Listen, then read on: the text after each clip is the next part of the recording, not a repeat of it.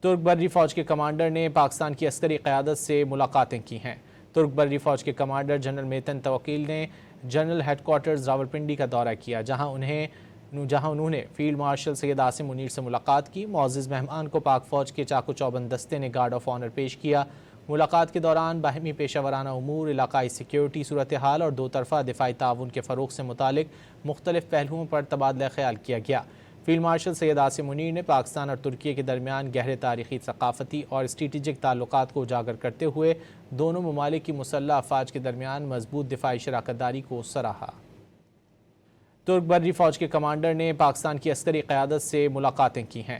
ترک بری فوج کے کمانڈر جنرل میتن توکیل نے جنرل ہیڈ کوارٹرز راولپنڈی کا دورہ کیا، جہاں انہوں نے فیلڈ مارشل سید عاصم منیر سے ملاقات کی۔ معزز مہمان کو پاک فوج کے چاق و چوبند دستے نے گارڈ آف آنر پیش کیا۔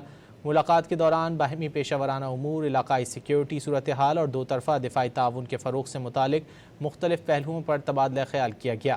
فیلڈ مارشل سید عاصم منیر نے پاکستان اور ترکی کے درمیان گہرے تاریخی، ثقافتی اور اسٹریٹجک تعلقات کو اجاگر کرتے ہوئے دونوں ممالک کی مسلح افواج کے درمیان مضبوط دفاعی شراکت داری کو سراہا۔